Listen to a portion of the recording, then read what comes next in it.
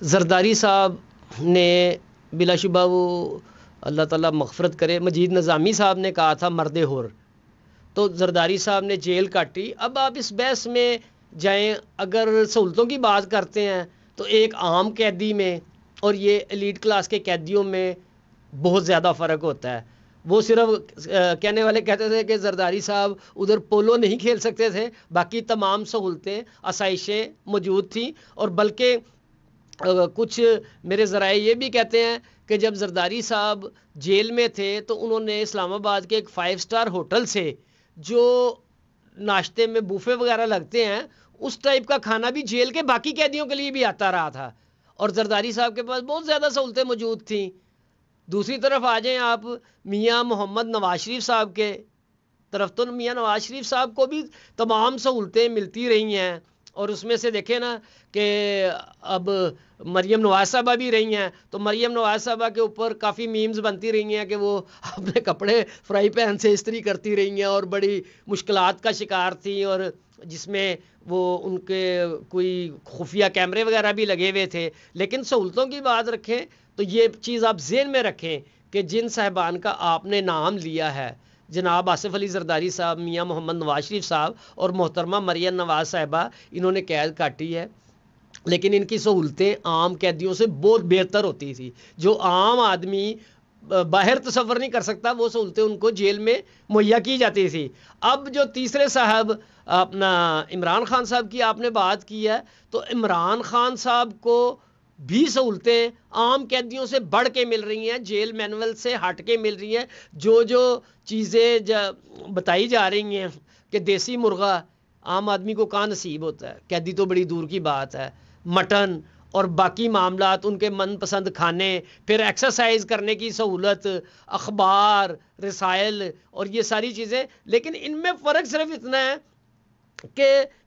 اپنا آصف علی زرداری صاحب نے بھی جیل کاٹی، میاں محمد نواز شریف نے بھی کاٹی، اور محترمہ مریم نواز صاحبہ نے بھی جیل کاٹی، لیکن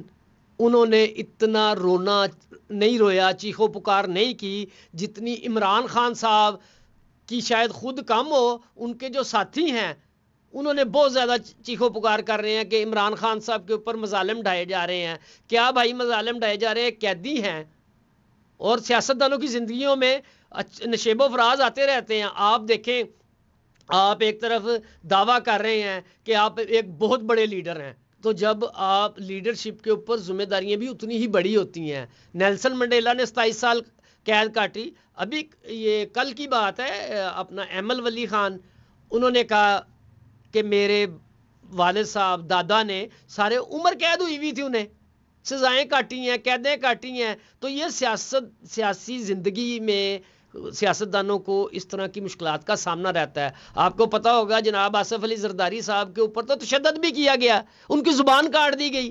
اور ادھر سے پنجاب سے ایک بدنام زمانہ پولیس انسپیکٹر کو سندھ بھیجا گیا زرداری صاحب سے کوئی معاملات کرنے کے لیے، اور جو ایک آئی جی پنجاب تھے، اپنا سندھ تھے، جن کا تعلق پنجاب سے تھا، وہ فوت ہو گئے ہیں، تو انہوں نے بلوایا تھا عمران خان صاحب۔ اب ادھر آپ ان کی ڈیل یا ڈھیل والی بات، ملاقاتوں پر پابندی ہے، روز ڈیلی بیسس پر پاکستان تحریک انصاف کے رہنماؤں اور کارکنوں کے گھروں پر جب یہ اناؤنس کرتے ہیں، چھاپے پڑتے ہیں، گرفتاریاں ہوتی ہیں، تو جب ڈیل ہوتی ہے تو ڈیل میں پھر اس طرح کی مشکلات تو نہیں آتی، لچک دکھائی جاتی ہے کسی قسم کا۔ میرے خیال سے عمران خان صاحب اس وقت شجر ممنوعہ ہے، ان کے لیے زیرو ٹالرنس ہے۔ اس میں جہاں حکومت زیادتی کر رہی ہے تو اس سے زیادہ عمران خان خود قصوروار ہیں، کہ اگر آپ سیاسی رستہ اختیار کریں، سیاست کا رستہ اختیار کریں، فہم و تفہیم سے چلے۔ اب مجھے بتائیں کہ یہ آئے روز کی کال دینا، جبکہ آپ کو پتہ ہے کہ آپ کے بندے ہی نہیں نکل رہے، آپ کے بڑے بڑے لیڈر جو تمن تارے ہیں، پنجاب کے صدر کدھر ہیں؟ اسلم اقبال صاحب کدھر ہیں؟ ٹیلی فون کے اوپر یہ الطاف حسین بننے کی کوشش کرتے ہیں، کال دے دیتے ہیں لبرٹی مارکیٹ اکٹھے ہونا ہے، پھر اینڈ ٹائم پہ کہہ دیتے ہیں جی پی او چوک میں جانا ہے، وکیلوں کے پیچھے چھپنے کی کوشش کر رہے ہیں۔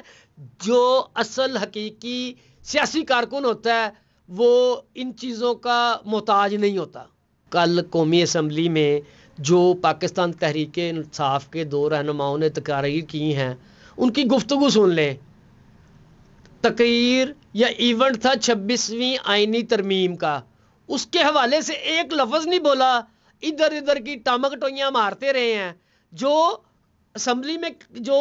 تقریریں ہوئی ہیں مدلل، اس کے مقابلے میں مجھے لگ رہا تھا کہ بالکل یہ بلو دا بیلٹ آ رہے تھے، کوئی سمجھ نہیں آ رہی۔ ہاں اسمبلی میں ان تقاریر کو پذیرائی نہیں ہوگی، لیکن پاکستان کے تحریک انصاف کے جو سوشل میڈیا کے حلقے ہیں ان میں پذیرائی ضرور ان کو مل رہی ہوگی، کیونکہ جب آپ جھوٹ پہ چلیں گے تو احمقوں کی جنت میں رہ رہے ہیں آپ، کہ کون ایسا بندہ ہے، چیخیں آپ مار رہے ہیں کہ قید میں مشکلات ہیں، اور جنہوں نے قید میں رکھا ہے وہ آپ کے پاؤں پکڑ رہے ہیں۔ یہ کسی بھی یعنی کہ اگر کوئی ذی شعور آدمی ہے وہ اس کے اوپر یقین کرنے کے لیے تیار نہیں ہوگا۔ پاکستان کی تاریخ میں افسوسناک ترین واقعہ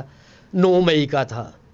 اور اس میں دیکھیں ریاست کو کسی قسم کی لچک نہیں دکھانی چاہتی۔ جو اس میں قصوروار تھے ان کو قرار واقعی سزا دی جانی چاہیے۔ آپ کے سامنے برطانیہ میں ابھی جو ہنگامے ہوئے ہیں، انہوں نے میرا خیال نہیں کہ مہینہ بھی لگایا ہو، سزائیں دے کے انہوں نے پرے پھینک دیا، کسی نے چیخو پکار نہیں کی۔ اتنا بڑا ریاست کے اوپر حملہ ہوا ہے،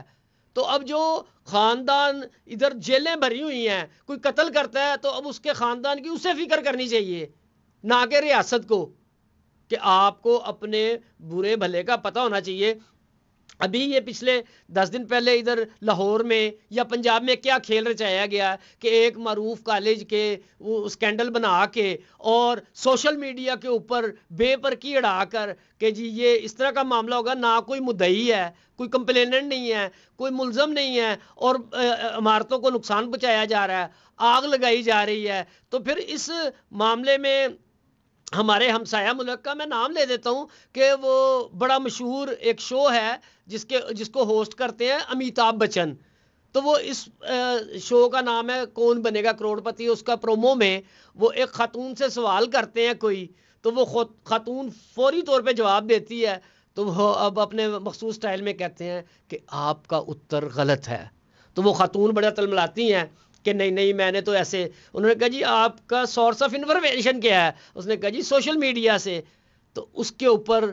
امیتابھ بچن نے وہ اس ایڈ میں ایک تاریخی جملہ کہتے ہیں کہ گیان جہاں سے ملے